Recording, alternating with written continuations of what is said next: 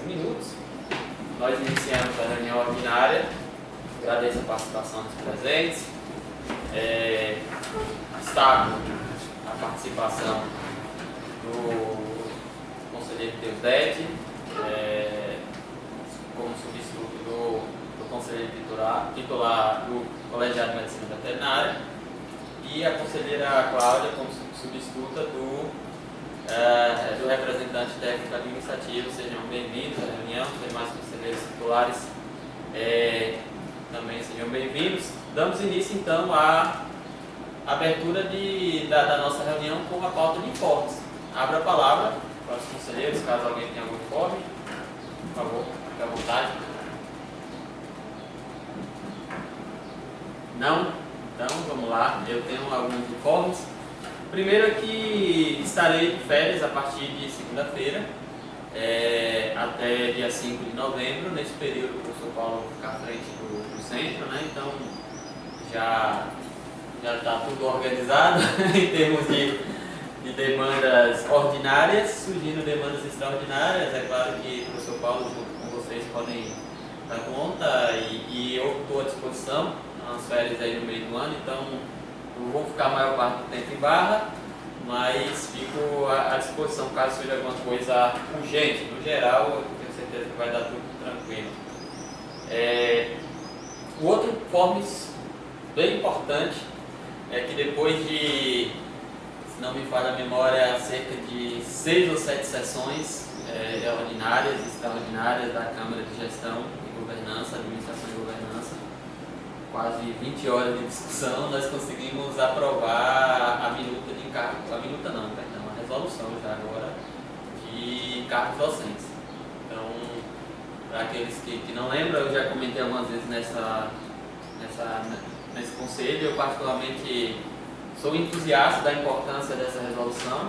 É óbvio que ela não vai resolver todos os nossos problemas de maneira imediata, vai exigir uma organização maior das unidades em termos de acompanhamento mesmo da sua execução, mas o que eu fico muito satisfeito com a aprovação, né? Claro que aí, depois de muita discussão, é que agora efetivamente a universidade passa a ter parâmetros sobre a atuação docente.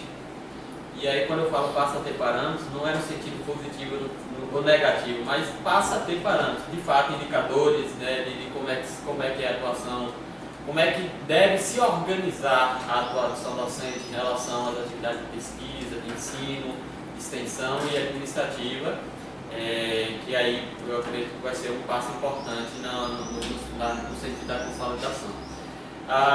Eu estava como parecerista dessa resolução, então ainda nem enviei a versão final, não tive condições, pretendo fazê-lo quanto antes, para até poder agilizar, porque agora, né, depois da aprovação, vai para a avaliação da Procuradoria Jurídica.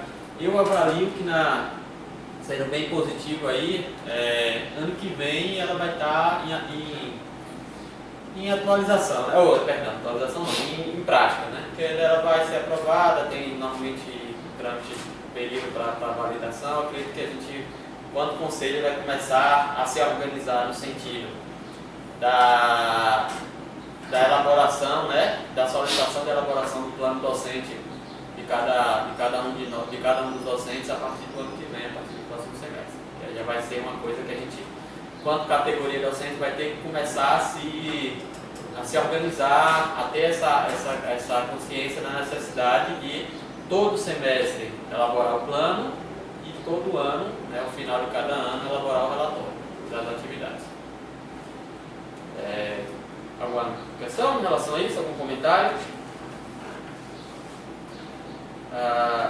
O outro informe, vou pular aqui, em relação ao planejamento de compras, né? A gente tem hoje uma pauta da nossa reunião que é sobre planejamento financeiro para o exercício 2023, mas considerando o exercício 2022, né, aquele que a gente já discutiu algumas vezes nesse conselho, nós estamos em fase final de execução dele, na verdade aguardando a finalização de pregões. Nosso só para relembrar os conselheiros, né, como é o trâmite, lá no início do ano, nós encaminhamos um formulário de oficialização de demanda, que chama DOD, Documento de Oficialização de Demanda, com as demandas para aquisições. E essas demandas foram processadas, analisadas, vários passos aí nesse tempo, até chegar para a licitação, que nesse momento está na fase final dela, que é a abertura do pregão, dos pregões.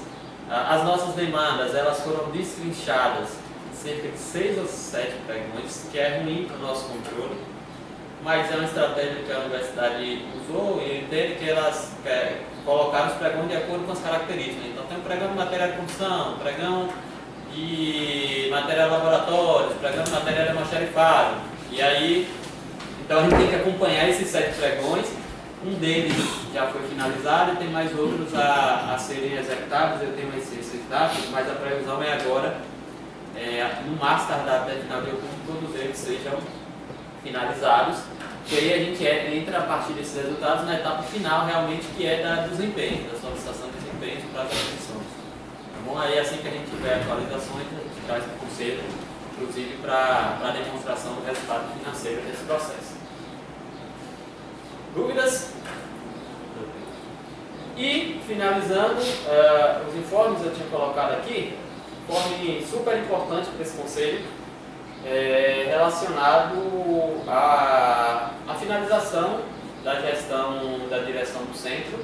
Ainda tempo à frente, mas a gente precisa já começar a discutir sobre, em termos de conselho diretor, né, o que tem previsão no regimento geral é que, e aí é isso que eu faço destaque, o artigo 19 do Regimento Geral da Universidade, ele prevê que os conselhos diretores têm até 60 dias antes da finalização dos mandatos atuais, né, para o encaminhamento da lista tríplice para a indicação de nova composição de direção. A gestão atual, composta por mim e o professor Paulo, nossa gestão vai até 5 de abril de 2023. Isso significa que esse conselho diretor precisa até 5 de fevereiro de 2023 encaminhar a nova lista tríplice. Isso seguindo os trâmites institucionais. É claro que esse conselho, enquanto órgão formal, precisa se pautar naquilo que está formalizado e definido nas legislações, portanto, que está normatizado e definido nas legislações que nós temos, tanto no nível nacional quanto institucional, é que o encaminhamento da lista tríplice é via conselho diretor. E é isso que a gente vai precisar, então, se pautar nessa discussão, né? A comunidade, enquanto auto-organização, pode realizar etapas anteriores para esse processo, mas o que é nossa responsabilidade enquanto conselho respeitar esse prazo e esse encaminhamento. Tá certo? Alguma pergunta, alguma dúvida em relação a esse ponto? Sendo assim, ainda esse ano a gente teria que o que é que nós precisamos fazer enquanto conselho diretor? Primeiro, nós precisamos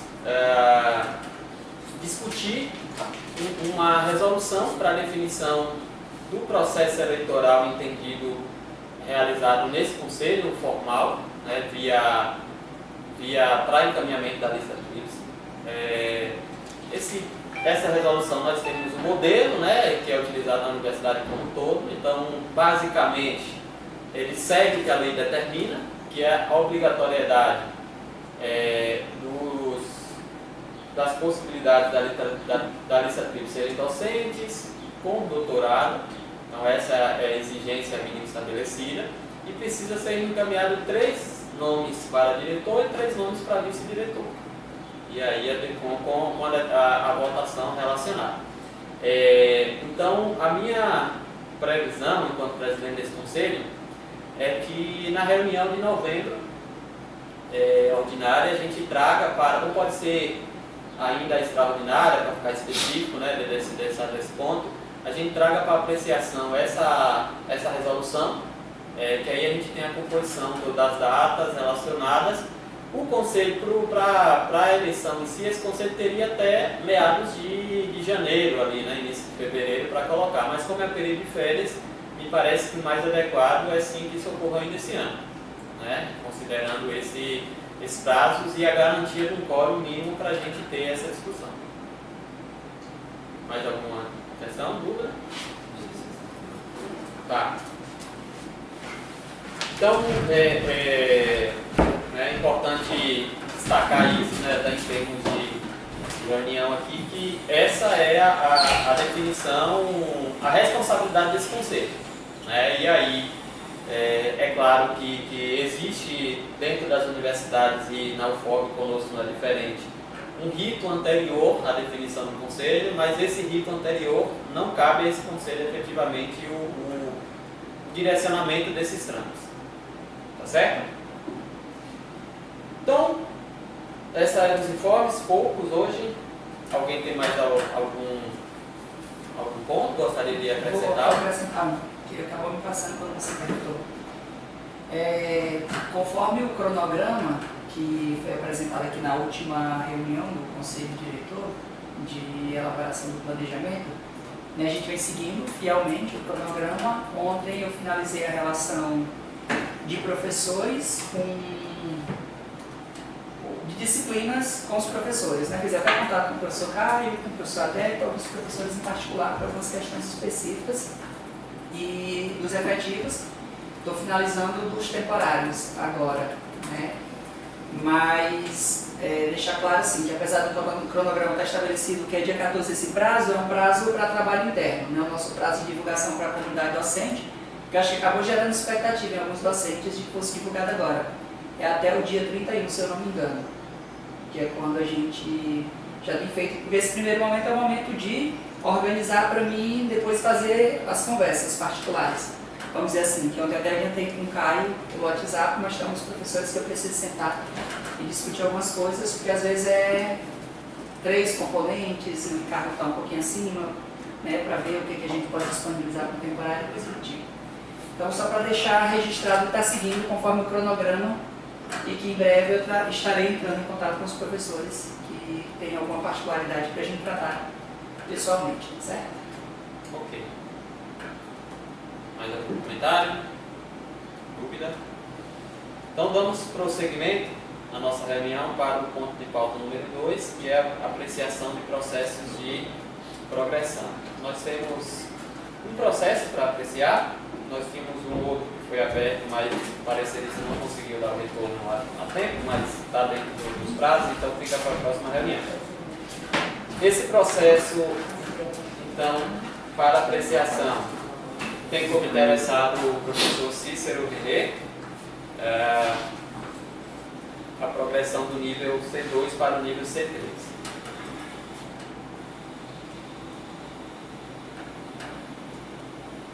Professor, aqui então tem a documentação, é o formulário estabelecido.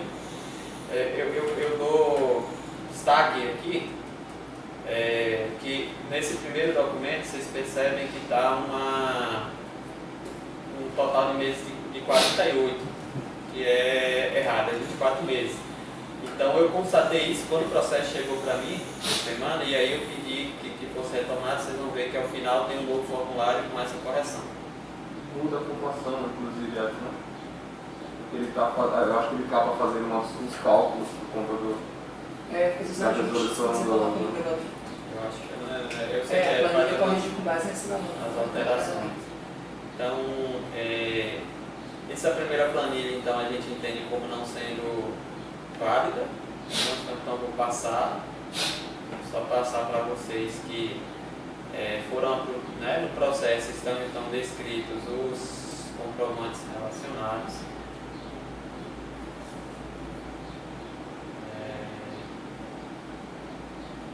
Participação em banca, certificado, artigo.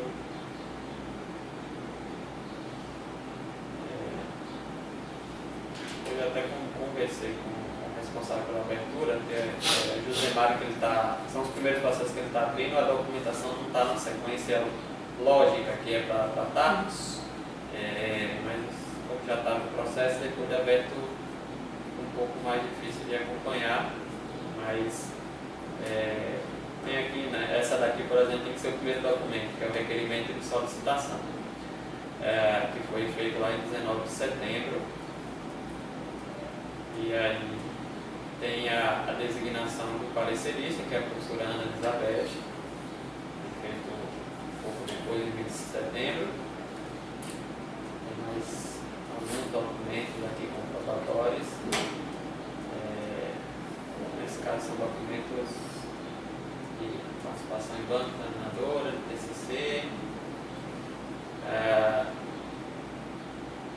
Aqui é uma correção que foi realizada relacionada aos documentos, essa data da posição do documento.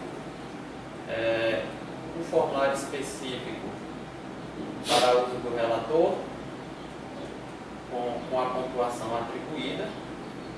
Nesse formulário está a previsão correta dos 24 meses, a pontuação necessária é 60 pontos. E aqui temos as atribuições, a pontuação reconhecida pela parecerista, dando um total de 364,06. Aqui ela traz a informação da alteração em relação à solicitação de 48 para 24 meses. E aí eu queria, só antes de a leitura do arquivo, mas eu vou voltar à página 85, só que eu queria apresentar antes um novo formulário, corrigido, conforme eu mencionei. Então esse é o formulário que foi incluído ao final do processo, tem um documento no mesmo despacho informando essa correção, período de 24 meses.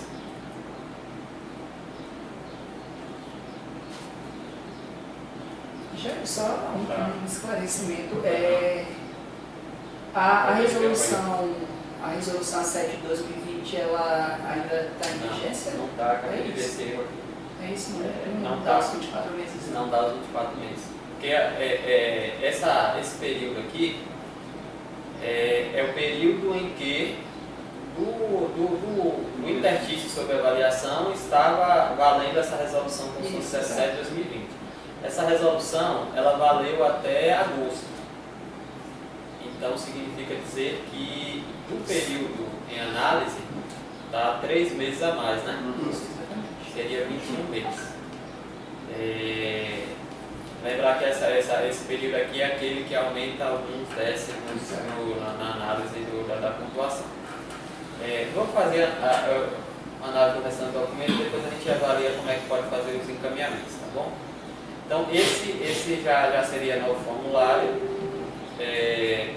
Eu pedi, que fosse feito na correção, que é algo que a gente percebi analisando esse processo, que nem sempre está uniforme, é o preenchimento por parte do parecerista em relação a essa documentação aqui.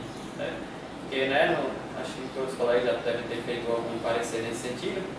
Você tem aqui a pontuação solicitada pelo docente, e aqui você traz o espaço da concordância ou não com essa pontuação. E aí, no caso aqui da professora, ela não colocou a pontuação relacionada, ela foi botando aqui assim, tá vendo? De acordo, ou seja, ela colocou que estava de acordo com esse entendimento, mas não colocou repetiu a pontuação aqui. Que eu avalio que teria que ser o procedimento correto. A gente verificou alguns processos anteriores e entramos em contato com o projeto e disse que eles não avaliam isso desde que haja uma concordância entre a pontuação, caso haja divergência, é que precisa ter essa justificativa aqui relacionada. Mas aí a professora foi botando de acordo com a pontuação solicitada ou não, e aí a gente entende que nesse sentido está cumprindo, as exigências, apesar de não estar padronizado. A minha fala é mais no sentido da padronização, talvez com orientação dos docentes em relação a esse preenchimento.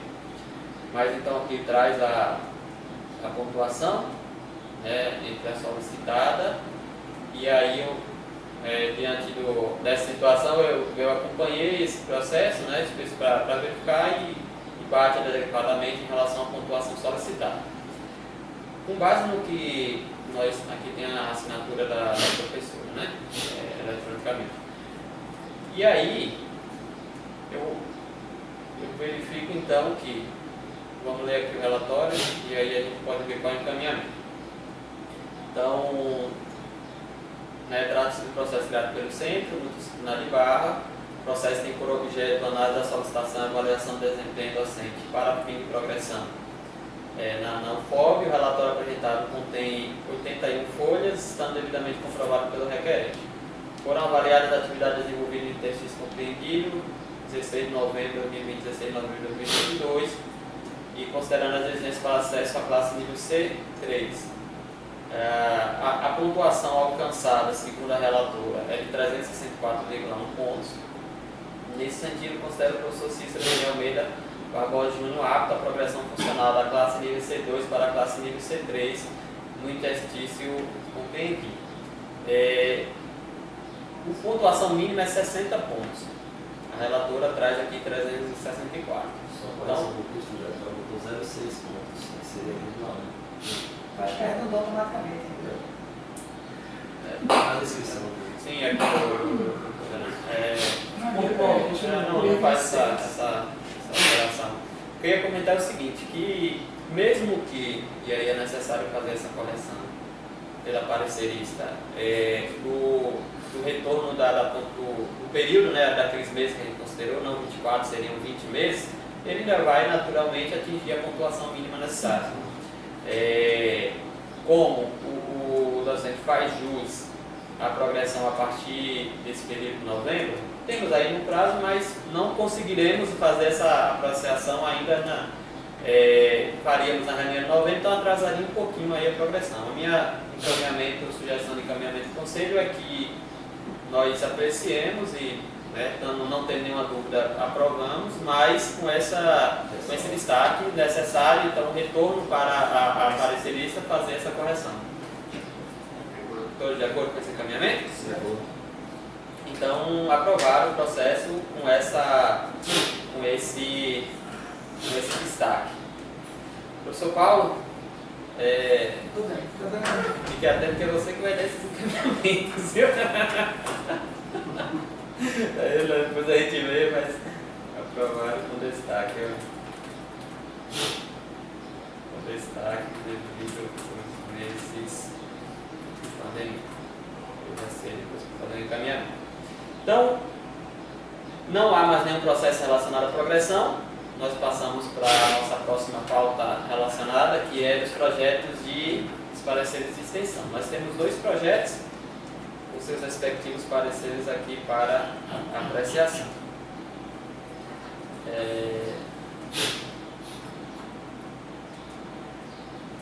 Conforme já é de praxe, né, aqui está a apresentação do projeto, caso alguém tenha dúvida, né, a gente pode detalhar um pouco. E aqui o parecer lido, né? É o parecer do NAP. Então, o título do projeto é Saúde Única nas Escolas do município de Barra, Bahia. É um projeto, o coordenador sou eu. O parecer é que a proposta de atividade de extensão interna foi apreciada pelo NAP em 10 de outubro. Conforme a descrição elaborada pelo coordenador, o objetivo da proposta é introduzir os conceitos relacionados à saúde única de forma lúdica e estruturada em ambientes escolares do município de Barra. Sensibilizar as comunidades escolares de Barra sobre os temas abordados, habilitando para atuarem como agentes multiplicadores desses conhecimentos em suas comunidades. O projeto será executado entre 7 de novembro de 2022 a 31 de outubro de 2023. A equipe é composta por um docente e 400 voluntários da UFOB. A proposta estima público interno e externo, com interno de 100 e externo de 100 participantes. E aí, diante do apresentado, o NAP indica a avaliação da proposta por esse conselho. Entendi, acho que finalmente ele indica a aprovação, né? Deixa eu ver. É sempre assim, para mim ele indicava a aprovação, né? Não sei. Na minha lembrança a indicação era de aprovação ou não, né? Eu não sei se ele mudou aqui. Tá igual, eu já olhei. Pode ter uma mudança, né? Poder mandar o esteve com ele lá. Eu posso ver depois com ele, mas ele deixou isso claro, ele falou que o NAP não aprova nem que aprova, né? Aprova possivelmente, mas ele pode ter mudado essa hora para deixar a dúvida. Mas, mas... Foram encaminhados a avaliação, né? Tudo de acordo. Segundo ele, quando ele encaminha, porque está correto, está adequado. Posso depois ver com ele, mas é só uma questão de organização. Em relação em discussão, projeto, parecer, uma dúvida? É uma dúvida com relação ao público interno. 100 pessoas mesmo, 100 participantes? Eu posso falar como coordenador. É porque nesse projeto existe o objetivo de, ao final dele, já ano que vem, a gente fazer um evento na própria universidade com a participação de estudantes e docentes, aí uma previsão estimada, né? Mas pode parecer incoerente ali, a equipe 5 pessoas, né? Sim, não, mas aqui é equipe, público é a público-alvo, né? A ideia não é participante do projeto, mas envolvido, né? Então, o próximo projeto está aqui, as informações, depois a gente pode buscar algo, ler o parecer que está resumido. Então, o título, prosa rural, práticas de manejo sanitário para os animais de produção. A coordenadora é a professora Carla Maria Vela, do Bian. Parecer a proposta de atividade de extensão em tela foi apreciada em 28 de agosto de 2022. A proposta foi devolvida para retificações e novamente apreciada pelo NAP em 13 de outubro de 2022. Conforme a descrição elaborada pela coordenadora, o objetivo da proposta é promover dias de campo através de palestras e práticas demonstrativas com o intuito de orientar e instruir pecuaristas quanto às práticas de manejo associadas à criação de animais, sendo, portanto, destinado aos produtores residentes em diferentes localidades do município de Barra, oeste da Bahia. O projeto será executado no período de outubro de 2022 a junho de 2023, que é composto por uma docente e 3 discentes voluntários. A coordenadora solicita o CMV empréstimo de um projetor Data Show, uso da impressora para impressão de questionários e cartilhas, pranchetas para papel A4 e 500 folhas de papel sulfite A4 para impressão de questionários e cartilhas. A proposta estima público interno de 4 e externo de 200 participantes, respectivamente. Diante do apresentado, o NAP indica a avaliação da proposta por esse conselho, assina o professor Sérgio.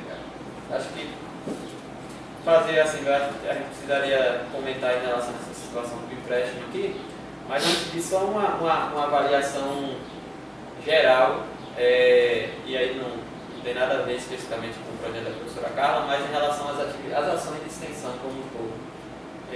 Eu acho que é bem importante, eu já comecei a conversar isso com o professor César, falar também com a proreitora, que no preenchimento daquele formulário, às vezes eu acho que gera dúvidas em relação a alguns docentes. Por exemplo, que eu me lembrei aqui, a professora coloca como público interno 4 pessoas.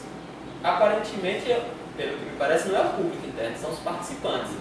O público interno é quando alguém da UFOB vai participar enquanto atividade extensionista, que não seria o caso aqui. Só lembrei disso, mas em outras situações que também envolvem. Na resolução de extensão, ela prevê alguns tipos de ações de extensão. Um delas é programa. Me parece que nesse caso aqui, só me parece que eu não tenho análise do projeto, talvez estaria mais enquadrado como um programa, não um projeto. Porque projeto é aquele que você tem início, meio e fim, sequencial com atividades semanais relacionadas. O programa, talvez, e aí eu falo aqui que ela coloca, é uma composição de várias ações de extensão. Aí vê que ela tem guia de campo, tem palestras, práticas, um conjunto de ações de extensão, e aí a ideia do programa, pelo menos no meu entendimento, mas eu também não tenho muita experiência sobre, aqui seria isso, para ela não precisar fazer uma ação de extensão para cada dia de campo, não sei o que, você tem um programa como que inclusive pode ter um projeto dentro do programa.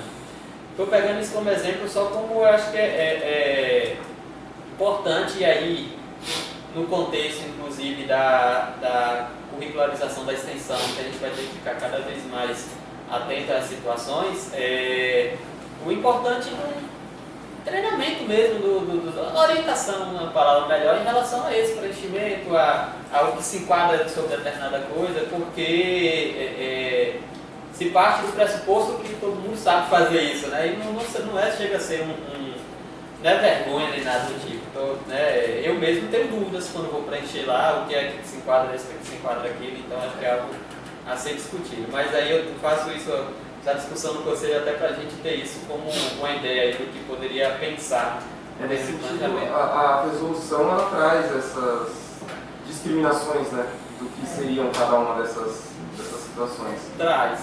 Aí talvez a gente estudar isso e de alguma maneira fazer essa divulgação, fazer... Internamente na UFOB a gente tem manuais, em outros centros e tal, que está produzindo manual que a gente pode disponibilizar. Tem um do CCD, A gente fez bem legal. a gente tem um desses. O manual foi disponibilizado, só que eu acho que ele foi disponibilizado pouco antes da aprovação da resolução e precisaria dar uma atualizada. Mas é isso, eu acho que talvez por ser o manual como uma situação, mas isso é algo que me chama a atenção. Sim, feito esse parênteses, em relação à solicitação da docente aqui,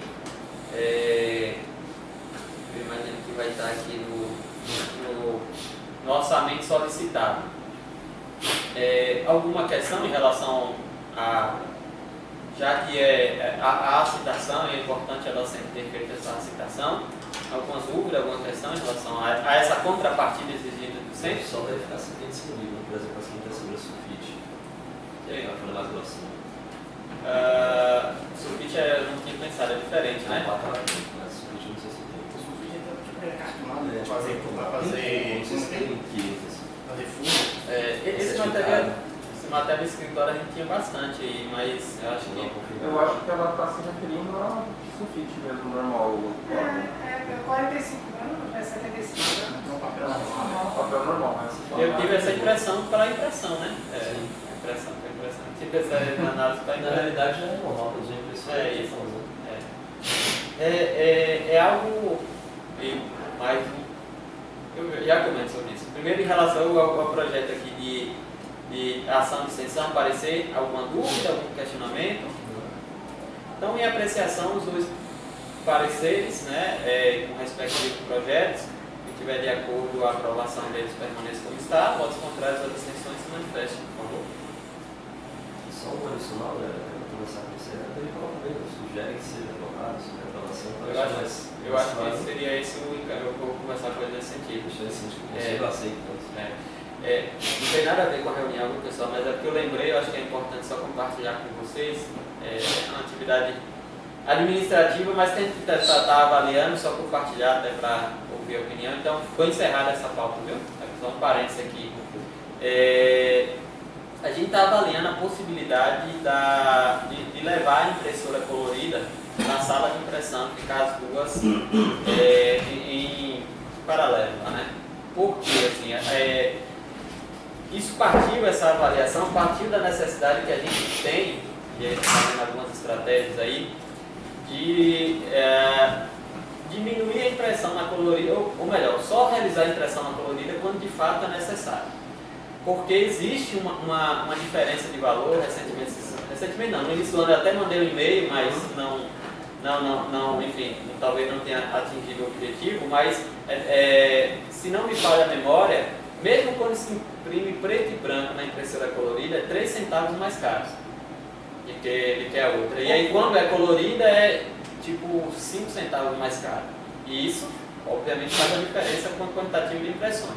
Partiu-se a ideia de colocar as duas impressoras para não ter nenhum tipo de justificativa no sentido de que está mais perto, está mais longe. As duas impressoras vão estar lá. Historicamente, essa impressora colorida ficava ali na sala da direção, porque se tinha a ideia que a direção, de fato, né, tinha demanda de impressões. E hoje é muito raro a gente precisar imprimir algo, a verdade é essa, enquanto da função de diretor, já que a maioria dos processos estão online, então acredito que seria, e aí a nossa ideia é colocando lá os dois juntos e deixar muito claro essa situação. O ideal, que a gente já busca um tempo, mas ainda não conseguimos efetivar por falta da infraestrutura, é que as impressões por computador, né, encaminhadas por computador, sejam contabilizadas, que isso poderia ser feito dentro da rede para a gente ter uma ideia do número de impressões, mas de qualquer maneira as impressões diretas a gente não conseguiria fazer o controle. E aí, no primeiro momento, eu não vejo outra atitude senão para orientar e tentar a conscientização da comunidade em relação a essa diferença, entendeu? Arrumar um paninho para cobrir a colorida, quem quiser tirar Vamos talvez pensar em algumas estratégias nesse sentido, entendeu? Porque eu vejo assim, é óbvio. E aí assim, por exemplo, vou pegar até o exemplo aqui do projeto de professora Carla. Ela vai imprimir folder que talvez exija ser colorido. Então beleza, sem problema. Agora a questão é, será que todas as impressões que a gente faz colorida é necessário ser colorida? A maioria das vezes eu avalio que não, entendeu? Então era nesse sentido que provavelmente a gente deve fazer nos próximos dias essa mudança, só para vocês terem já ciência em relação a esse. A outra impressora voltou a funcionar? Voltou já. Tem alguns dias, mas até por isso eu acho que é bom as duas estarem próximas, entendeu? Já tem todo tipo de informação relacionada, desculpa. Né? Então, vamos continuar aqui, voltando, fechando parênteses, voltando para a nossa reunião. Projeto de pesquisa. Deixa eu temos aqui alguns projetos de pesquisas para apreciação. Esse, então, da professora Larissa, título Caracterização do perfil de consumo de discentes nos cursos de agronomia e medicina veterinária em relação à carne suína e mitos relacionados. Tem aqui as informações em relação ao projeto, né? Mas aí, se alguém tiver alguma dúvida, a gente pode retornar. Parecer. A proposta de atividade de pesquisa, segundo a descrição elaborada pela propriamente objetiva, compreender as principais características e perfil dos estudantes de graduação no Instituto de Medicina Veterinária e Agronomia em relação ao consumo de carne suína e os fatores que interferem em seu consumo, como também avaliar seu conhecimento acerca do complexo tenia cicercose, levando em conta que ao final do curso se tornarão os técnicos que poderão contribuir para o esclarecimento desses mitos. Proposta da área de ciências agrárias da sub-área de medicina veterinária. A proposta é interinstitucional e envolve o componente da Universidade Federal do Oeste da Bahia, 2 estudantes voluntários do curso de medicina veterinária. A proposta foi submetida e aprovada pela Comissão de Ética e Pesquisa via plataforma Brasil, com o número de parecer aqui atribuído. E a proposta apresenta vigência de julho de 2022 a maio de 2023. Então, considerando exposto, esse parecer, esse daqui que faltou no outro lá, né? Mudou. Esse parecer é favorável à sua aprovação, assina aqui o professor Sérgio. É o parecer do CEP. Entendi. Alguma dúvida?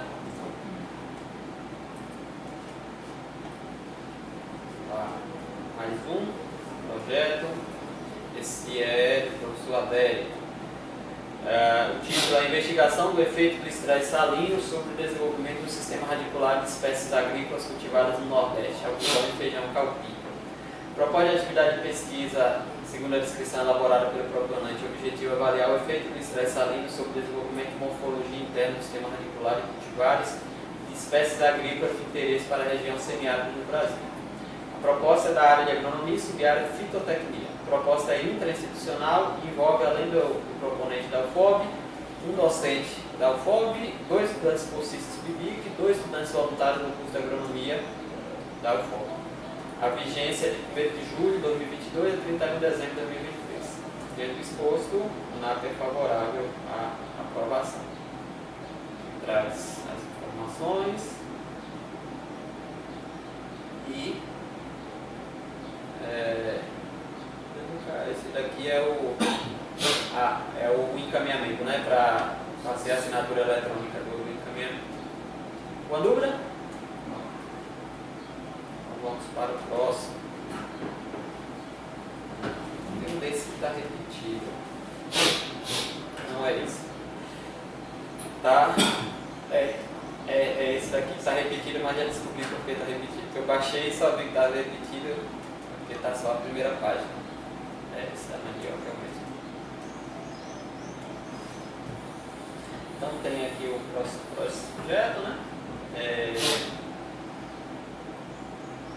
Parecer, o título é Investigação de Difusão Tecnológica para a Cultura da Mandioca no Vale São Franciscano, da Bahia. O proponente professor Adélio. A proposta de atividade de pesquisa, segundo a descrição elaborada pelo proponente, o objetivo é identificar e obter material propagativo das cultivares em uso para agricultores locais. Proposta da área de agronomia da sub-área fitotecnia. A proposta é interinstitucional e envolve, além da UFOB, 2 colaboradores da Embrapa Cerrado, 3 docentes da UFOB e 11 estudantes voluntários do curso de agronomia. Proposta para a vigência de abril de 2022 a março de 2024. Diante do exposto, nada é favorável. Bem assim, né? Alguma dúvida?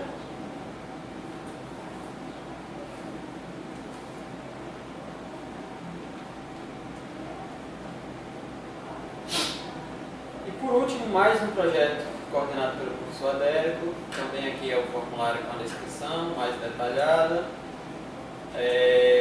O título: Estabelecimento e gestão de um banco ativo de germoplasma de feijão calpi na Universidade Federal do Oeste da Bahia. Proponente Adérico. A proposta de atividade, descrição, né? A proposta, segundo a descrição elaborada, o objetivo é a criação e consequente curadoria de um banco ativo de germoplasma de feijão calpi, DAG, variedade, né? Na Universidade Federal do Oeste da Bahia, campus de Barra. A proposta da agronomia, sub-área fitotecnia. A proposta é intrainstitucional e envolve, além do proponente, um colaborador da UFOB e 11 estudantes voluntários do curso de agronomia. A vigência é de julho de 2022 a junho de 2024. Considerando exposto, esse parecer o NAP é favorável à aprovação. Esses são os projetos. Alguma discussão? Então, é regime de votação, né? Aqueles que estiverem de acordo, permanece como está. Um voto contrário à abstenção também se manifesta. Tem manifestações, então aprovados. Aproveitar para trazer mais outro comentário, assim, que está relacionado ao informe da resolução de encargos. Tanto para a partir da execução da realização do acompanhamento dessa resolução, os conselhos de diretores vão ter uma atribuição ainda mais importante do que já tem, no sentido da definição dos encargos estabelecidos nesses projetos. E a gente até discutiu durante a resolução que vai ser necessário ajustes nos modelos de aprovação, porque percebam que nem para projeto de pesquisa, nem para projeto de extensão, há indicação da carga horária do docente ali. A proposta aprovada da resolução é que vai ficar a cargo dos docentes a definição da carga horária, né, relacionada ao projeto. Foi algo muito discutido relacionado a isso, mas por mais que seja difícil essa avaliação, fica a cargo do conselho diretor, diante da experiência acumulada, se aquela solicitação é condizente. É óbvio que, justamente é o ponto da cara de conselheiro Caio, que foi a discussão. Como é que eu vou avaliar algo relacionado ao colégio? E aí uma metodologia tem que colocar. Porque qual é o ponto, conselheiro Caio? Aí a minha opinião particular, que eu defendi lá na discussão da resolução. É muito difícil a gente fazer esse tipo de avaliação, porque ninguém melhor do que o próprio participante para definir isso. Mas que eu acho que o papel dos conselhos vai ser ver discrepâncias relacionadas, entendeu? E aí o NAP também vai ser muito importante nessa avaliação relacionada. Só para finalizar esse assunto, que é a discussão, abrir a discussão, é que está em discussão, eu também faço parte dessa comissão, a política de pesquisa da universidade. Assim como tem a política de extensão, que foi aprovada, essa tem a política de pesquisa, que é a ideia que traga parâmetros um pouco mais esclarecedores de como seria esse processo de avaliação, entendeu? Professor Paulo, professor Paulo. Sobre os encargos, na adaptação maior é o máximo. A gente pode ultrapassar as 40 horas ou não? Ou seja, tem que balizar nos 40, passar... Isso também foi discutido. Foi trazido exemplos de outras universidades onde foram abertos processos contra a universidade de docentes que colocaram no seu plano mais de 40 horas e foram aprovados pela instituição. Então esse não é o docente colocar, é isso. Porque é isso, entendeu? E aí, por óbvio, a gente sabe que na prática, muitas vezes, na maioria das semanas, trabalha mais do que 40, mas isso não pode estar no plano aprovado. Não pode estar registrado, porque gera justamente esse Isso toma um maior cuidado ainda na análise da carga horária. Por isso que eu coloco que isso vai ser muito fazer uma importante. planilha para o docente. Por isso que eu coloco que isso vai ser muito importante, entendeu? E o conselho diretor, no caso do encargo, é responsabilidade da direção lá na Isso está previsto no regimento e é responsabilidade da direção e SANAP. O conselho diretor ele vai entrar com possibilidade de, vamos dizer assim, de acordo com a decisão discricionária da direção, trazer a discussão para casos mais específicos, mas sem essa avaliação da direção, considerando, claro, as normativas institucionais. Mas, sem dúvida, Paulo, como eu falei, a resolução por si só ela não resolve nada. Vai ver como ela vai ser implantada, como ela vai ser acompanhada, como ela vai ser... E ela vai exigir alterações de alguns fluxos. Um deles é isso, a parte da pesquisa, a parte da extensão. A sugestão é solicitar a planilha. Ele coloca a segunda, a sexta, como foi insalubridade. Ele coloca onde ele vai estar fazendo a execução do projeto. A segunda de manhã tem a execução do projeto, 4 horas. Insalubridade, 4 horas, 8 horas por isso. Só para ter embasamento, acho que vai ter esse padrão. Na verdade, assim, a resolução ela traz parâmetros para serem colocados. Né? Então, assim, se você tem tantos orientandos de atividade, tantos pontos, assim, você tem essa atribuição. O que tem esse leque aberto é justamente no desenvolvimento de projetos de pesquisa e extensão. Mas o restante já traz umas definições. Aí sim, eu acredito que vai ser muito importante que cada unidade se organize, e eu penso em fazer isso para ano que vem, termos uma planilha com isso já pré-elaborado ali, os cálculos, para facilitar inclusive o preenchimento de cada docente, entendeu? E depois facilitar a análise do conselho, da direção. Então, tem até um modelo da UFA que o pessoal utiliza lá para a gente trazer esses parâmetros. Mais algum ponto? Então vamos lá. Seguimos aqui, passamos para o 5º ponto de pauta, recomposição do colegiado de agronomia. Recebi então a solicitação do professor Lisas em relação a essa solicitação. E aí eu passo a palavra para o professor Lisas explicar a demanda e qual é o possível encaminhamento. No colegiado de agronomia, então, a gente tem 3 docentes hoje que estão completando o prazo de máximo de 4 anos, né?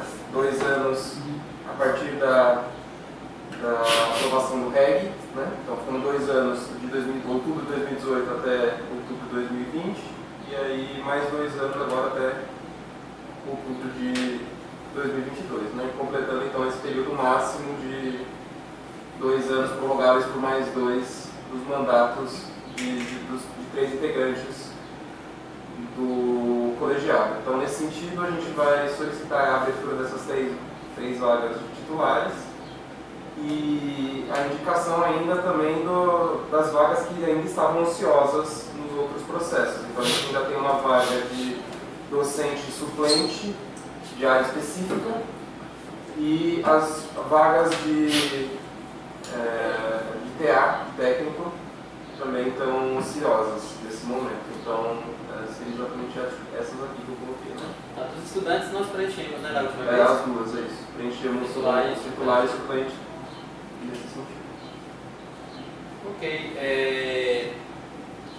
Assim, a gente até discutiu isso quando foi da recondução da representação docente do conselho diretor.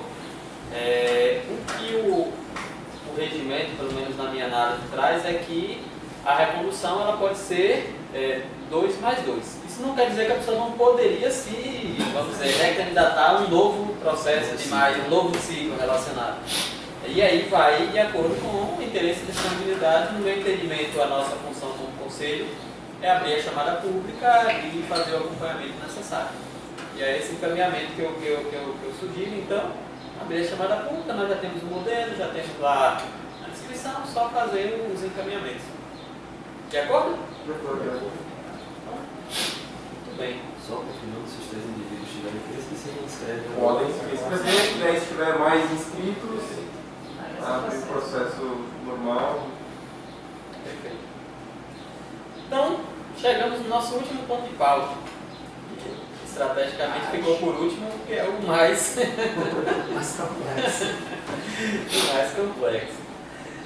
É o seguinte, pessoal, e aqui é importante já deixar claro que nós estamos falando do planejamento orçamentário para 2023, né? Não tem nada a ver com 2022. Esse documento que eu trouxe aqui para balizar um pouco só o nosso acompanhamento e discussão é algo que foi apresentado pela Reitoria de Planejamento e Desenvolvimento Institucional em reunião com os diretores de unidade e também a participação da PROAD para discutirmos alguns desafios relacionados ao planejamento orçamentário 2023. Que desafio é esse? Aqui está todo inchado, eu não vejo que seria necessário, a menos que alguém tenha alguma dúvida específica a trazer, mas aqui está didaticamente demonstrado, né, com as informações relacionadas. Aqui, essa informação só, que eu acho bem importante, né,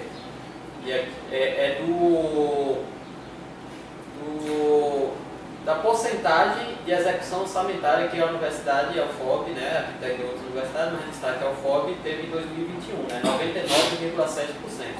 Significa dizer que, né, foi executado, ou seja, foi gasto, empenhado 99,7% daquilo que foi disponibilizado. Se a gente for verificar, aqui as taxas da universidade estão muito boas em geral. É importante destacar e trazer à tona porque se há alguns comentários de que as universidades não utilizam todo o recurso, isso daqui fica claro que não é bem assim, né? Mas, então, traz aqui as informações. A PELOA, que é o projeto de lei, né, encaminhado em 22 de setembro de 2021, aqui é para ser 2022, está errado, é 2022. Já foi encaminhado, né, pela Presidência da República. É claro que a lei em si só vai ser aprovada no ano que vem, mas já foi encaminhada com a descrição aqui dos recursos para a FOB, né? Dou destaque aqui que mais uma vez, está aqui como coordenador do hospital, mais uma vez vai vir o recurso do hospital já direto, né? Da maneira como está aqui, então vem descrito, né, separado o valor específico para ações do hospital veterinário. Também vem um direto aqui, não está aqui, que é do hospital humano, né? Ou melhor, nesse caso aqui é uma verba para instituições sem hospital humano, mas que tem um curso de medicina. Mas então são os dois cursos que recebem esse auxílio, vamos dizer assim, extra e diretamente relacionado para a execução naquelas atividades. A gente já discutiu isso em outros momentos. Mas nós temos aqui a descrição das ações relacionadas, só também para efeito assim, é mais ou menos assim que vem realmente, tem algumas ações que são carimbadas, como por exemplo essa da HVET, do Hospital Humano, tem aqui do Penais, que vem carimbado, que é o auxílio estudantil, do Promissais, que é um projeto também relacionado à assistência estudantil, tem outro que é carimbado, que não está aqui descrito, acho que essa daqui é 20GK, que é para recursos não, é essa daqui, 44 mil, que é para capacitação dos servidores, é aquela que está sendo utilizada para os detalhes de capacitação. Então tem aqui toda a discussão, e aí se vocês me permitirem eu vou adiantar um pouco. Quem quiser o detalhamento dessa apresentação posso compartilhar, foi autorizado. O ponto principal a ser discutido é o seguinte, que com base no que está no projeto de lei orçamentária para 2023, ou seja, aquilo que está previsto no recurso para 2023, nós temos uma situação na universidade em que, excluir desses itens que são carimbados, um total de R$ 14.457.800 para funcionamento, se somar aqui com essa outra que vem para pesquisa, extensão e monitoria, daria 15 milhões. Que é, de fato, aquelas ações que são ações discricionárias, que a universidade vai atuar de acordo com seus projetos, com seu planejamento. As outras coisas são carimbadas, a gente não tem muito o que discutir, né? É só aplicar. E aí o que é que acontece? Considerando as ações já previstas em relação à descentralização, que são aqueles recursos que a gente tem recebido a cada ano, né, específico para as atividades do centro, né, seja atividades organizacionais, administrativas e acadêmicas, fora esse recurso, nós temos uma outra parte do recurso, que é a grande parte, a gente já comentou algumas vezes, que se trata de recursos que não são descentralizados, mas que são discutidos dentro dessa projeção que eles chamam aqui de contratos administrativos. Que são recursos que sim podem ser detalhados por unidade, e aqui tem um detalhamento por unidade, mas que são tratados, ou pelo menos eram até então tratados de maneira única, porque são contratos que a gestão deles é feita de maneira central na reitoria. Então está aqui, né? A descrição dos contratos de limpeza, de segurança patrimonial, de gasto com energia elétrica, de apoio operacional, enfim, são os contratos relacionados. A universidade distribui esses contratos, classifica-os, melhor dizendo, de acordo com o nível de importância dele para o bolo de recursos do planejamento. Da seguinte maneira, os 4 primeiros, que são esses 4 aqui que são classificados como A, são aqueles que, somados todos os recursos previstos, acumulam cerca de 75% do valor de planejamento da universidade. Ou seja, são os 4 contratos mais importantes, aquele que 75% daqueles 15 milhões são gastos com esses contratos aqui. É o que tem maior número de contratos. Se a gente incluir aqui o contrato de manutenção predial, vai para 80%. Então, 5 contratos são responsáveis por o investimento de 80% do recurso, e depois tem os outros aqui que são detalhados, né? Mas é importante fazer essa diferenciação porque qualquer alteração que se pense em fazer em termos de planejamento orçamentário, você precisa mexer nesses 5 aqui, que são eles que se representam 80%. Uma dúvida. Esses percentuais aí acumulados, né? Aqui é esse é acumulado, é percentual individual. Aqui é a pessoa dele, perfeito. Me tira uma dúvida, esse daí são os valores de 2022. Previsão para 2023. Esse daí? Então, volta lá em cima no valor total, rapidinho, só o valor total. Então a gente tem 14 milhões, vamos tirar os 640. Então, o orçamento é 14 milhões 457. Pronto, então quer dizer que a gente. Deixa eu falar. Tem empenhado, digamos que a gente já tem 13 milhões, tem 1 milhão aí que seria o que seria para distribuir. Na verdade, não.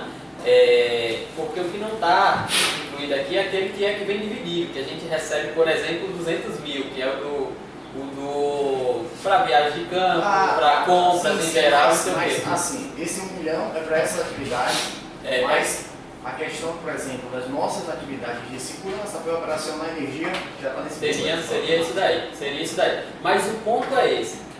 Sim, aqui tem outro ponto super importante, assim, que é o que traz esse desafio maior. Foi aprovado esse ano, em meados do início do ano, a política de assistente estudantil da universidade. Nessa política foi previsto que 10% do recurso, no mínimo 10% do recurso da universidade, e esses 15 milhões, seriam destinados para assistente estudantil. Pronto, chegou-se a conclusão. Chegou-se a essa conclusão, né? Só para trazer assim, historicamente é um histórico curto, né? 2015 para cá, que é o histórico da universidade, mais diretamente, a universidade sempre destinou muito mais do que 10% para assistência estudantil. Porque vem o recurso que é carimbado para assistência estudantil, que é o do penais, mas ele é insuficiente historicamente. Então a universidade sempre colocou porcentagem para destinar. O que foi traçado na política é que no mínimo 10%. Mas o histórico era 12, 15, teve anos até um pouco mais. Então, mesmo trabalhando com esse mínimo que seria 10%, a gente dá de 10%. Então, o desafio é, esses contratos aqui, esse valor total de 13.322.000, ele precisaria ser reduzido em cerca de 10% para abarcarmos a garantia, a efetivação desses contratos, mais o assistência estudantil, mais os recursos para o funcionamento extra da universidade, que aqui não está incluído, diárias, viagem de campo, compra de materiais, compra de insumos em geral. 10%. Então, assim, aí o que é que eu trago aqui para o conselho, né? As discussões, então, que ocorreram, foram 3 reuniões até então, entre proreitorias e direções, foram no sentido de trazer essas explicações aqui e trazer essa situação, que nós precisaríamos discutir uma redução. O que foi colocado como meta para cada unidade seria essa redução de 10%. Porque aí, aqui na frente, que foi na primeira reunião a gente questionou isso e aí eles trouxeram na sequência a discriminação por unidade, né? Trazendo aqui os 7 centros, perdão, os 4 campos fora de sede, mais o campus de Barreira, que é o CRES, mais a reitoria com uma unidade central aí. Então seriam essa distribuição aqui. Percebo, e aí foi alguma das minhas questões que eu tive, que vocês imaginam que vão ter também, é que não existe uma parametrização específica, por exemplo, comparando. É óbvio que Lapa, Barra, Luiz Samavi é diferente do CRES. O CRES tem 22 cursos, nós temos 2 cursos. Então é óbvio que é diferente. Mas não tem um parâmetro muito bem se você compara, inclusive, os campos fora de sede. E aí, quando vai se observar o detalhamento, porque está incluído aqui, por exemplo, lá, uma das coisas que faz o contrato de Lapa ser um dos mais altos, é porque lá tem um contrato de aluguel de um espaço que isso tem um peso grande. Mas veja, depois tirando essa parte de Lapa, Barra é o que mais tem esse efetivo.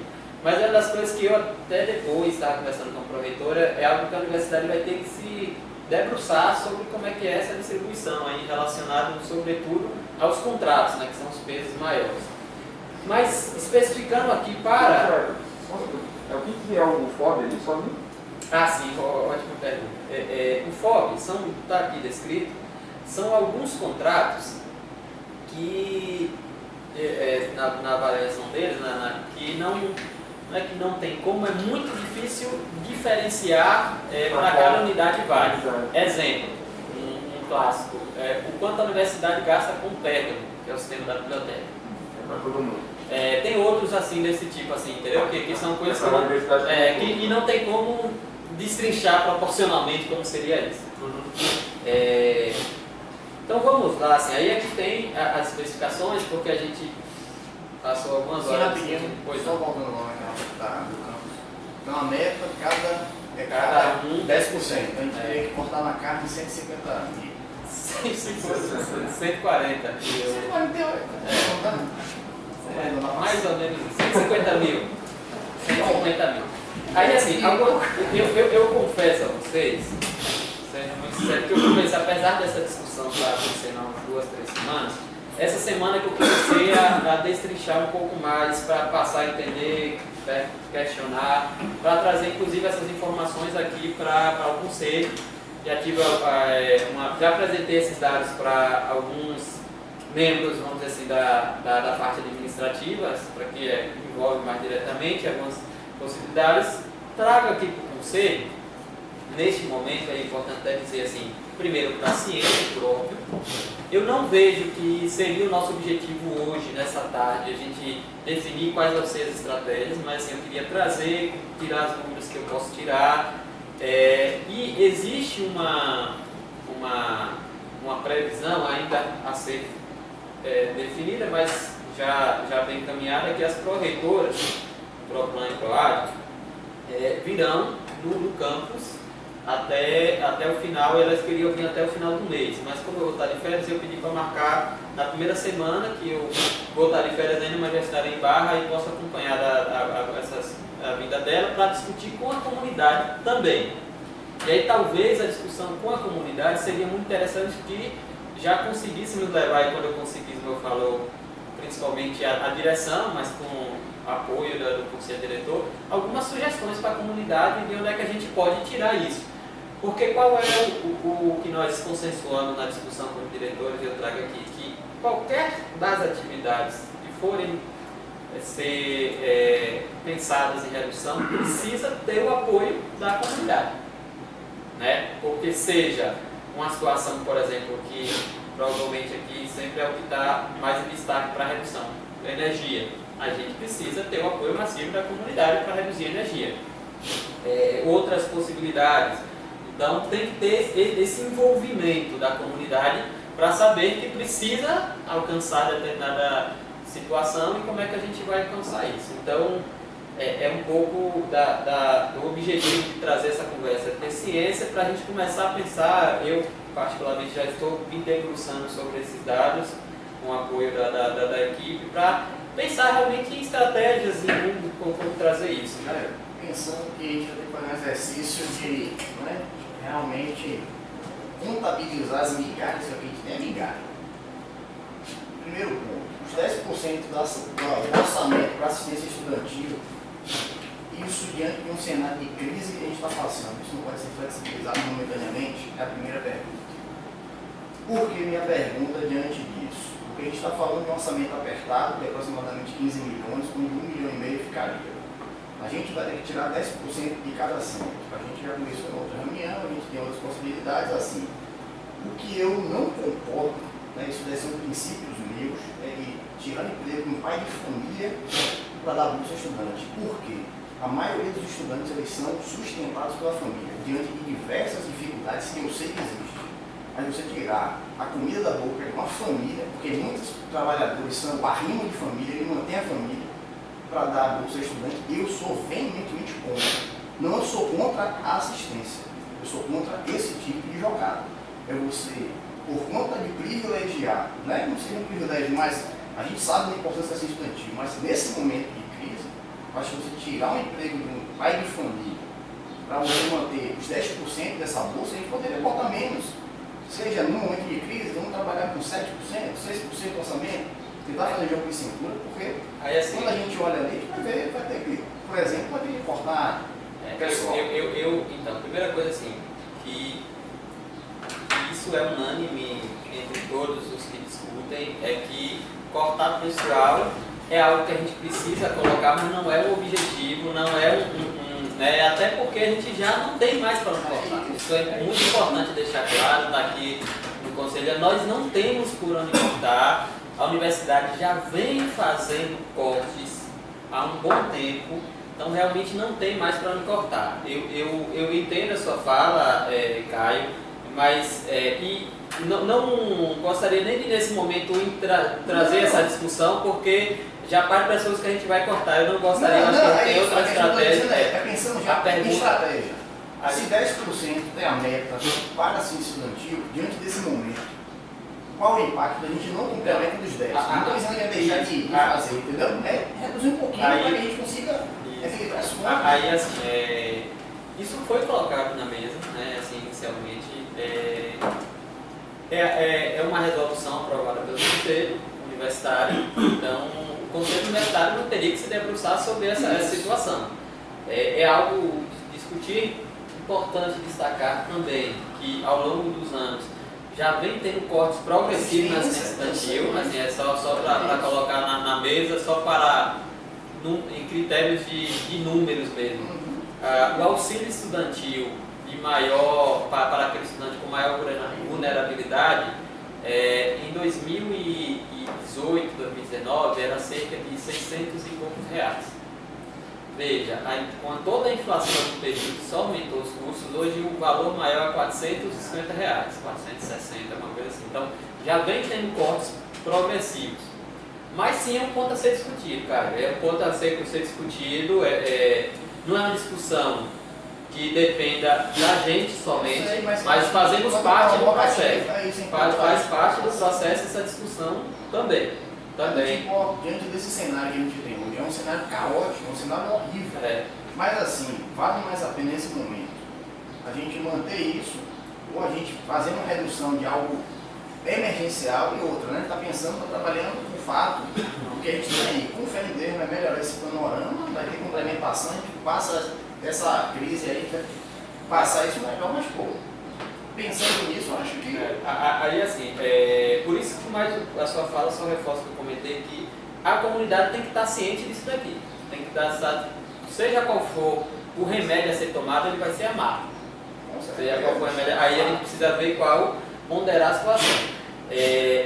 Tá aqui então detalhadamente, pessoal, as perguntas. Ele fica saindo e voltando toda hora. Vamos contar o cara. Eu tinha ido lá atrás. Se a gente alguém tem. Vai falar qual?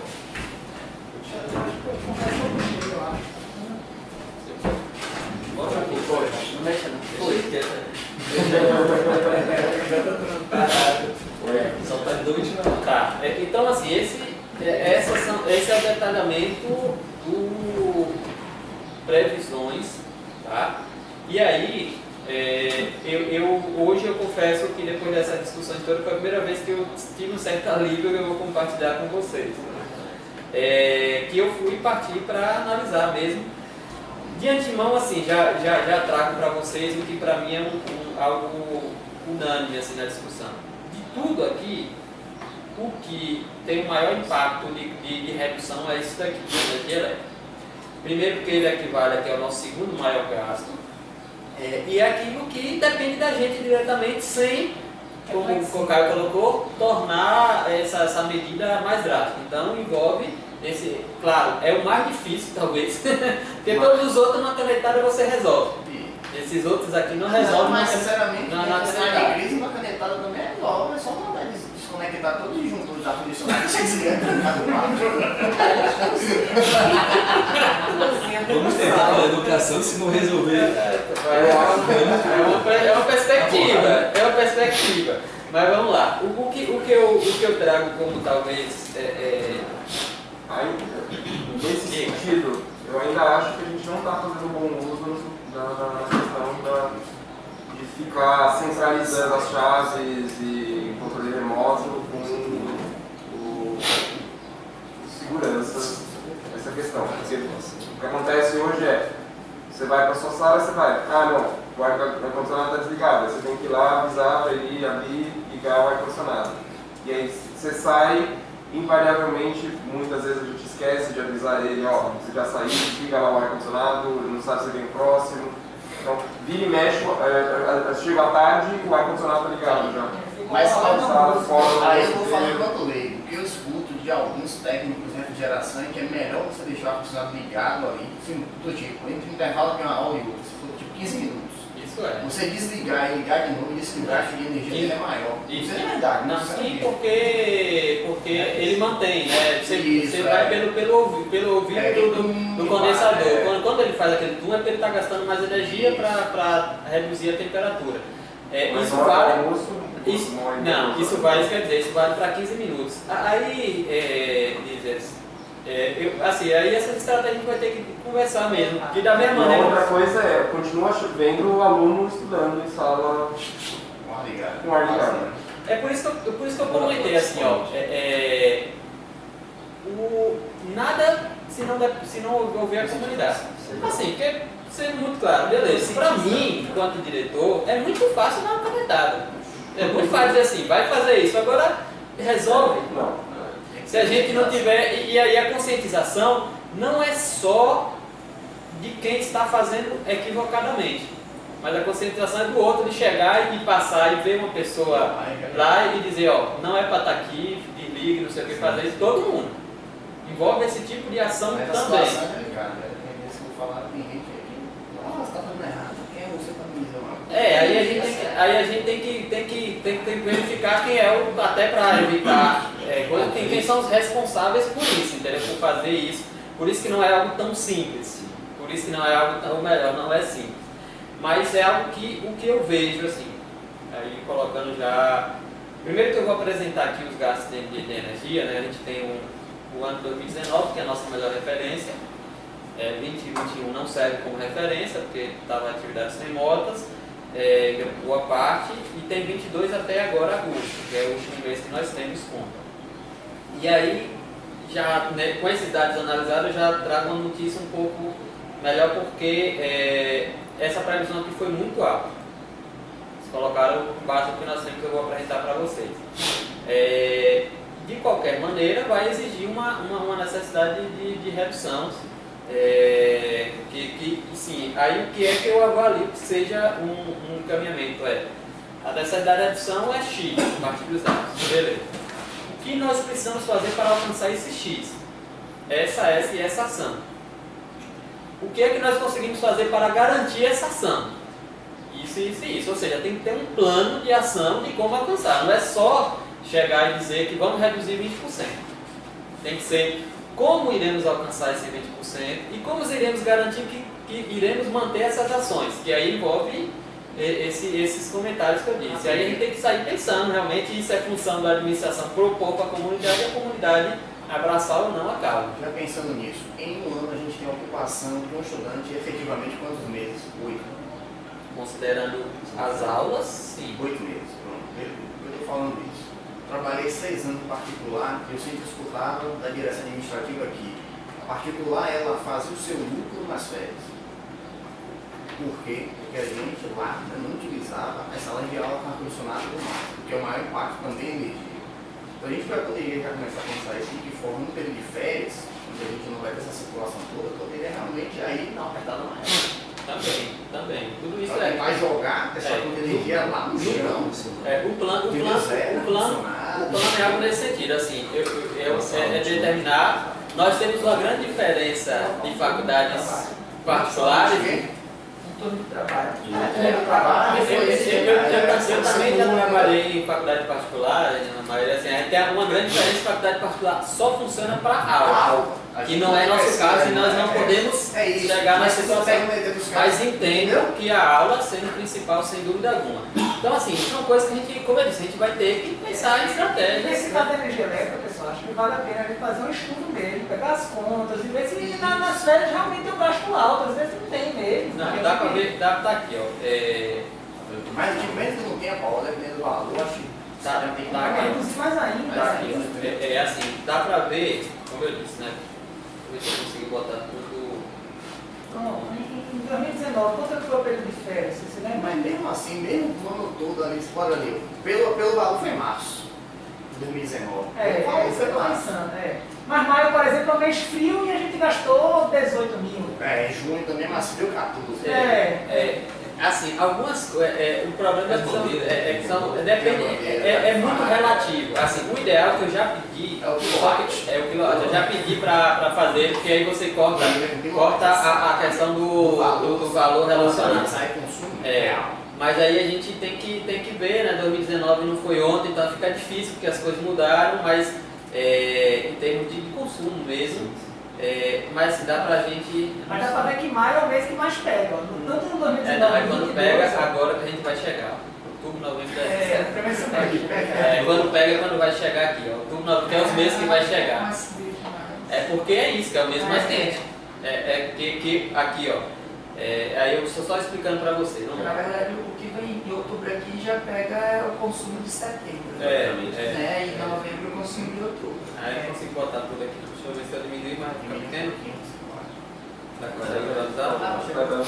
Tá conforme alguns valores que eu Pronto. Então assim, só para explicando aí a ideia. Em relação a... Primeiro, essas linhas aqui é 2019, embaixo é 2022. 2022 tem uma linha a mais, que é essa linha aqui, que é da Fazenda Escola.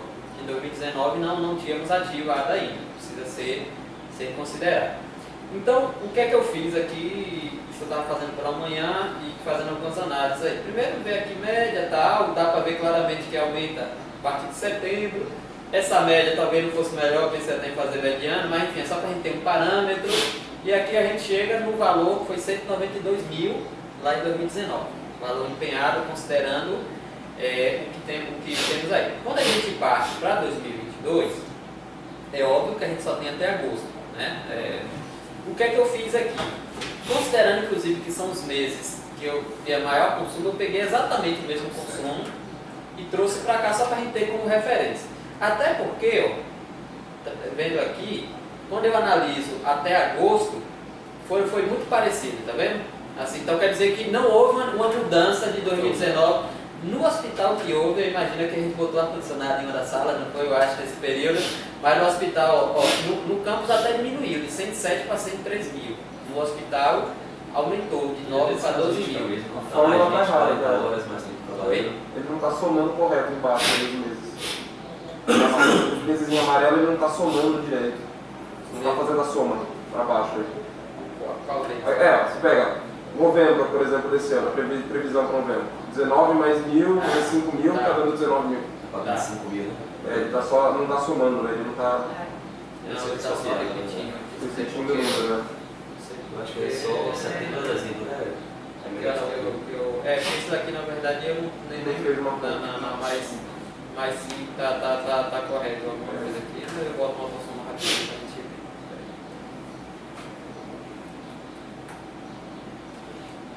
Rogério, quem poderia fazer esse levantamento do consumo de lote aí? Não, é porque eu me dei conta disso hoje de manhã, 11h30 da manhã, mas eu vou pedir isso. Segunda-feira eu já tenho isso. O Rogério consegue trazer isso para a traço duas gráficas comparativas só para a gente ver como anda o consumo. Já tem. Mas assim, o que eu queria trazer para vocês é aqui, ó. E aí foi importante que mudou aqui, ó. Você vê que, considerando esta projeção de manutenção, aí aqui no caso da Fazenda Escola, nós não temos como pegar o do 2019 para comparar. Então o que é que eu botei aqui? Eu botei a média. A média até agosto. Eu peguei aqui os meses até agosto, que não está o cálculo aqui, que deu 5.200 de média e coloquei. Até considerando, o Caio tinha comentado, eu já tinha começado, que provavelmente tende a reduzir um pouco, mas coloquei aqui para a gente ter referência, né? Então, com essa referência, nós passamos a ter uma previsão de gasto de 250 mil. Essa previsão de 250 mil seria prudente da nossa parte, talvez, colocar um aumento de 10% para a gente depois trabalhar a média de redução. Mas, de qualquer maneira, está abaixo dos 333 mil. Então isso já me deu uma respirada, porque quando a gente, considerando ali uma meta, que é até uma das coisas que eu vou colocar, talvez ali a discussão então se inverta, né? Não seria reduzir 10%, eu preciso chegar a tanto de gasto, né? E aí, mas vamos lá, pegando aqui esse 250 mil, aí a gente trabalharia, eu como estava errado lá, não, tá certo, eu trabalho automático. Uma redução de 20%, de 250 mil, a gente está falando de 50 mil de redução. Juntando com a outra redução que a gente já tem aqui de 80 mil... se eu considerar mais 25 mil a mais aí, né, 10% a mais de aumentar, ficaria uns 50 mil. Assim, o que eu hoje, mas assim, é bem inicial, fazendo essa análise inicial, que talvez, somente talvez, dependendo do nosso esforço, a gente consiga chegar muito próximo da meta só com a energia. E aí tem um outro ponto que é bem difícil, mas a gente vai tentar, que seria na redução da água também. Você teve alguma resposta de João Rogério com relação a... Não, ele não. Eu pedi minha esposa, ela trabalha em escola estadual aqui, não teve. Estadual cobra com certeza. É que nem a gente, estadual vai cobrar com certeza. Você pode imaginar que mesmo que eles não façam baixamento na água, isentando o esgoto já é baixo. Não, só para atualizar, né? Porque como o Caio e Deusete, eu os convidei para apresentar do ano na condição de gestores administrativos que seriam relacionados, então já estão cientes aí de algumas das discussões. O que eu coloquei ontem, coloco aqui para vocês, é que uma possibilidade, foi uma ideia que o pessoal de lá está tentando conseguir, uma isenção, ou total ou parcial, nesse gasto aqui, considerando que é uma empresa municipal que faz a gestão. Então a gente conseguiria fazer esse diálogo diretamente com a prefeitura e tentar, um valor que não é muito alto, mas qualquer redução já se considera aqui também. E aqui também tem outra que eu não tive essa resposta ainda, nós vamos ter um novo contrato de internet ainda esse ano, já vai ter um novo contrato, então também tem uma redução. eu espero que tenha uma redução. E o contrato de limpeza e conservação, que para a gente é o terceiro de maior impacto, ele vai ter um novo pregão agora, dia 19 de outubro, semana que vem. E aí é quando de fato a gente vai ter uma noção melhor sobre isso, aqui uma projeção. Então assim, depois desses cálculos todos feitos e análise, talvez a gente consiga alcançar a nossa meta cortando sim na carne, mas não no osso, né? Então a gente vai fazendo essas reduções, que é algo viável considerando essa situação alarmante. Já era mais propor um grupo de trabalho para fazer uma análise da energia elétrica e propostas para diminuição. Em vez de a gente estar discutindo aqui no Conselho Diretor, um grupo chegaria com a proposta, 3 pessoas para pessoas. Eu acho que é esse o caminho. É como eu disse, não era o meu objetivo trazer propostas hoje. É claro que as ideias vão surgindo, a gente já vai anotando aí, mas a ideia não é a gente depois trazer para o Conselho para bater o martelo e tal, mas a ideia é pensar isso e começar, né, a trabalhar tanto no sentido de pensar como vai atuar para o ano que vem. Mas aí, então, hoje seria trazer para vocês esse desafio bem sério. Como eu disse, as corretoras virão aqui ainda, provavelmente no início do mês, que a ideia é ela trazer e também a gente possa tirar dúvidas mais diretamente com ela para fazer. A ideia é ter conversas com as categorias em relação a isso, né? A gente precisa mobilizar o pessoal para participar, para se inteirar dessa discussão. E é isso, assim, é uma pauta difícil.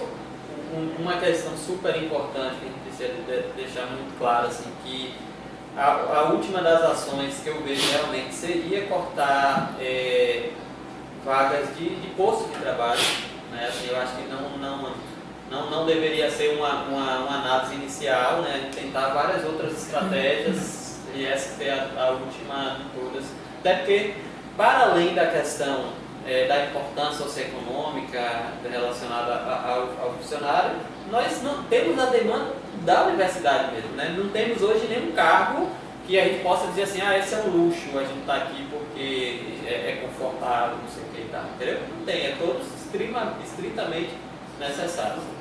Já, só uma pergunta com relação ao fornecimento de combustível, né? Ele foi baseado em que ano? No ano passado, nesse ano? É baseado em litros e não em valor? Porque a gente sabe que esse ano já tinha com preço dos combustíveis. Tem valor, né? Esse dos combustíveis é um cálculo que eles fazem lá de acordo com o número de veículos de cada centro. E assim, é importante deixar claro que uma das coisas que a gente até discutiu, isso daqui é a previsão de combustíveis para atividades administrativas. Então, assim, as atividades que nós principalmente consumimos aqui relacionadas à parte acadêmica, entraria no recurso acadêmico, que é aquele recurso que vem da centralidade, entendeu? Aqui é para atividades administrativas, que pra a gente nunca fez essa diferenciação, porque a gente nunca precisou fazer essa diferenciação, mas nesse momento, mas só para efeito de comparação, ó, por exemplo, vou pegar um fora de série aqui. Aqui essa magia, 15.800 a previsão. Nossa, só tem um carro. Não, é isso, só para ler, 15 mil. Então, o nosso já está maior do que o dos outros, está relacionado porque a gente tem mais veículos e tem um trator, diferentes situações. Mas é isso, conselheiros, assim, em síntese, aqui é detalhamento daqueles contratos da que não tem especificação, né? Que está na UFOB aqui. O da impressão está aqui, ó. Da impressão está aqui. Eu sempre que posso faço essa defesa e coloco assim que para mim é muito importante termos cada vez menos contratos desse tipo. Contratos que sejam gerais. Porque quando é geral a gente tende a não se preocupar da corrupção humana, entendeu? Então assim, mas eu entendo que alguns são difíceis você fazer essa descentralização, mas a gente precisa. Um exemplo aqui, por exemplo, da impressão. Isso daqui, ó, é uma taxa mínima, que esse contrato é dessa maneira. Então assim, é uma previsão tal, se pode estourar isso daqui. Pode estourar se as impressões dispararem e de uma maneira descontrolada. Então isso tem que ser o controle de cada unidade. E cada unidade ela só passa a de fato ter uma preocupação efetiva com isso quando isso mexe no seu bolso. Isso para mim é muito claro. Eu faço essa discussão já há um tempo e eu vejo assim que está amadurecendo para esse caminho, mas ainda é um processo. Só a gente lembrar que em 2019 nem um lápis a gente tinha enquanto condição de recurso descentralizado. É um lápis que a gente precisava ver. Então esse processo é algo relativamente recente e, óbvio, a universidade precisa ter mecanismo para controlar, então não pode ser assim, do nada, uma canetada, chegar, vai lá e faça isso, né? Agora vou ser sincero para você, essa telefonia fixa está muito alta. Por exemplo, aqui a gente nem usa. Não, como você coloca, isso eu questionei, foi exatamente o meu comentário, e existe uma previsão também no processo, que a ideia é fazer via VoIP, né? Tem o sistema de VoIP, tem algumas coisas, então há sim uma previsão que isso daqui se reduza. Essa previsão, e eu considero que é o correto, é uma previsão para cima, né? Não tem que ser para cima, mas sim, tem algumas coisas que podem reduzir, mas é aquele tipo de coisa assim, pegando a agenda da telefonia fixa. Seria lindo reduzir de 130 para 80 mil reais, mas no escopo da universidade não faz tanta diferença, né? Passa das unidades. Mas, claro, tem que trabalhar para reduzir. Tá certo esse valor do seguro contra acidentes para estudantes? 26 mil? Anual? Só isso? É porque... Você tem noção do mínimo? É o mínimo, o seguro que tem é o mínimo, né? Seguro é barato e quando você faz em grupo e é sempre o prêmio mínimo, né? É uma coisa mínima. Não acho que se Deus o livre acontecer alguma coisa aqui, está garantido R$1 milhão. No máximo um dedinho. No máximo um dedinho. No máximo um tratamento para e olha lá. É isso, mas assim, uma das coisas que eu achei muito importante, apesar de ser num momento crítico, é que essas discussões elas precisam administrativamente ocorrer, não ocorriam, né, era tudo muito centralizado e a partir disso que vai descentralizando, passa a ter mais o nosso centro, né, também autonomia para algumas políticas no sentido de reduções, né, outro ponto aí que eu não estou vendo é a questão dos livros eletrônicos. Da gestão de resíduos, por isso que eu falei que era baratinho. Que alguém perguntou, né, da gestão de resíduos sólidos, é baratinho, relativamente barato, né, 24 mil comprado. Você fala dos livros, Paulo, dos livros, é porque ali não é contrato.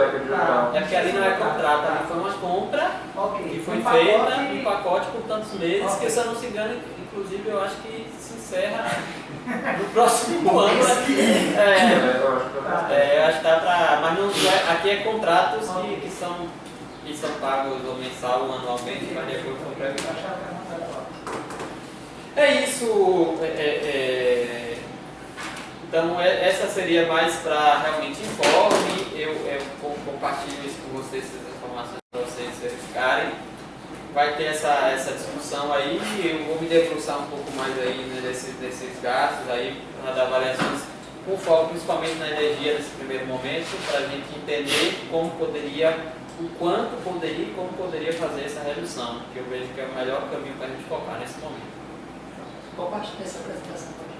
Vai, sabe se a gente tem uma diferença de tarifa de energia? À noite, pela manhã, né? Porque em empresa, pelo menos, eu sei que tem.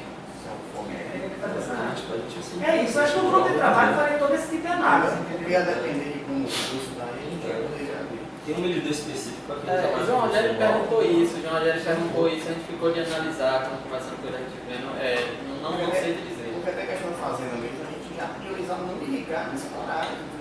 Mas eu diria que com certeza não, porque se você fala a tarifa verde, que é para produtores rurais, que é do consumo à noite, não foi feita nenhuma solicitação especial nesse sentido. Então eu diria que com certeza não essa de verde, que é para produtores rurais.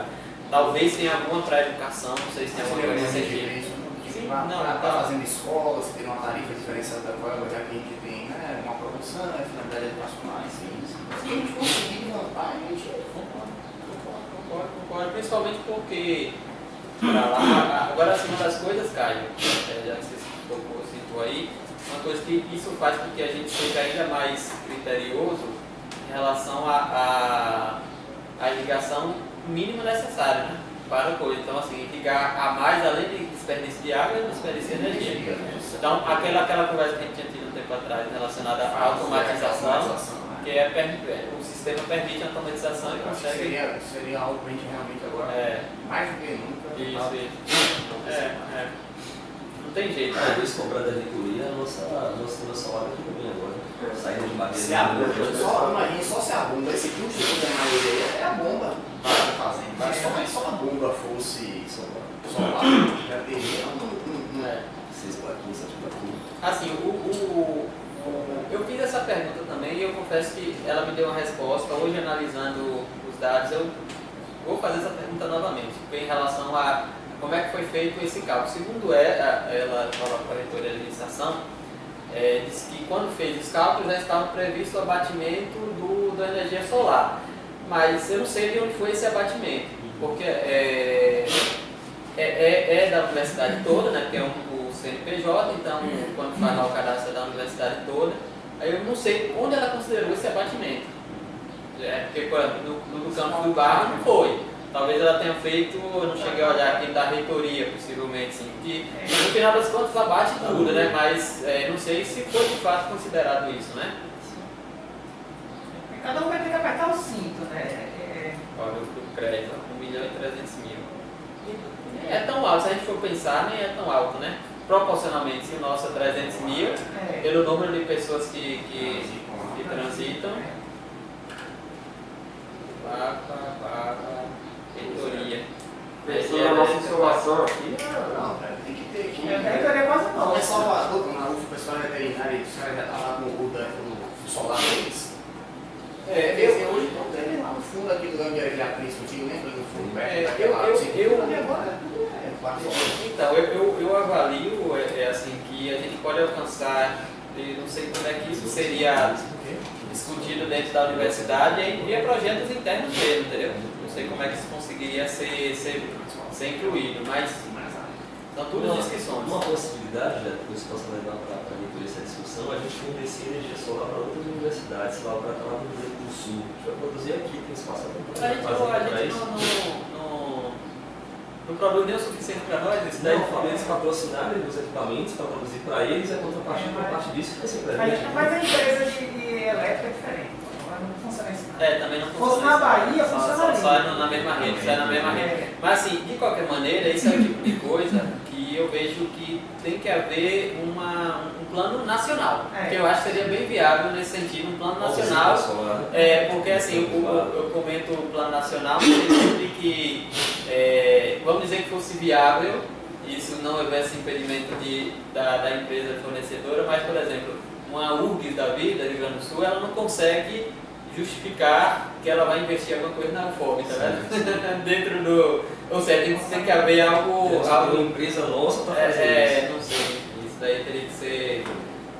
não é tão simples assim achar que é porque é tudo rede federal, passa dinheiro à vontade, entendeu?